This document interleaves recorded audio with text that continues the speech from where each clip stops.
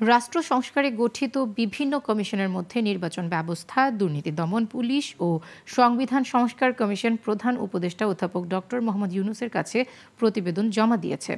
সকালে তেজগাঁওয়ে প্রধান উপদেষ্টার কার্যালয়ে এসব প্রতিবেদন হস্তান্তর করেন কমিশন প্রধানরা। এ সময় তারা জানান, জুলাই অভ্যুত্থান পরবর্তী বাস্তবতায় দাঁড়িয়ে আন্দোলনে নেতৃত্ব দেয়া শিক্ষার্থী, জনগণের স্বার্থ ও অধিকার নিশ্চিত করা সহ রাষ্ট্রের অমীমাংসিত বিষয়গুলো গবেষণা করেই বিভিন্ন সুপারিশ প্রতিবেদনে দেয়া হয়েছে। আঞ্জাম খালেকের আরও একটি রিপোর্ট। গণ অভ্যুত্থানের পর অন্তর্বর্তী সরকারের প্রথম পদক্ষেপে রাষ্ট্র সংস্কারের জন্য গঠন করা হয় ৬টি কমিশন। নির্ধারিত সময়ের মধ্যে ৪টি কমিশন বুধবার প্রধান উপদেষ্টার হাতে তুলে দেয় রাষ্ট্র ও জনগণের কল্যাণে তৈরি করা গুরুত্বপূর্ণ প্রতিবেদন। এ সময় ৪ সংস্কার কমিশনের প্রধানরা এসব প্রতিবেদন হস্তান্তর করেন।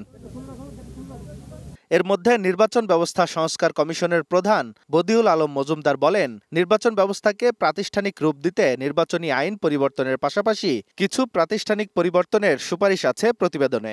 নির্বাচন ব্যবস্থা যাতে একটা স্বচ্ছতা প্রতিষ্ঠিত হয় সেটা আমরা চেষ্টা করেছি আমাদের এই দীর্ঘ ৩.৫ মাসের প্রচেষ্টার মাধ্যমে, এবং একই সাথে সকল অংশীজনের যেন দায়বদ্ধতা প্রতিষ্ঠিত হয় এবং নির্বাচনটা যেন অন্তর্ভুক্তিমূলক হয়।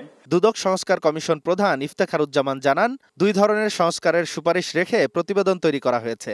একটিতে দুদকের সরাসরি সংস্কার, আরেকটিতে এই সংস্কার কার্যকরে রাষ্ট্র কাঠামোয় পরিবর্তন আনার সুপারিশ।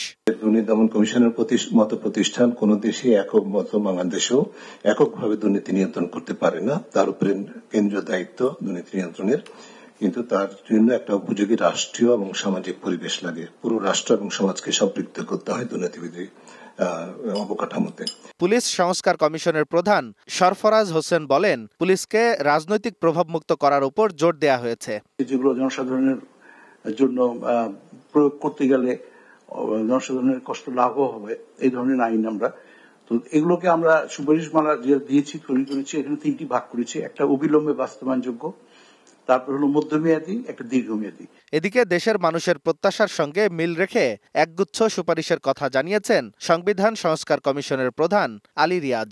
কার্যকর গণতন্ত্র, মৌলিক মানবাধিকার সুনিশ্চিতকরণ এবং জবাবদিহিতা প্রতিষ্ঠা, সেদিক থেকে বিবেচনা করেই আমরা সংবিধানের যে ধারাগুলো, যে বিষয়গুলোর সংস্কার করা দরকার সেগুলো আমরা বলেছি। ৭১ থেকে ২৪-এর আদর্শ বিবেচনা করে কার্যকর গণতন্ত্র, মৌলিক মানবাধিকার সুনিশ্চিত করা এবং জবাবদিহিতা নিশ্চিত করাই এই প্রতিবেদনের মূল লক্ষ্য বলেও জানান তারা। মহান আদর্শ এবং ২০২৪ সালের গণ অভ্যুত্থানের যে জন আকাঙ্ক্ষা।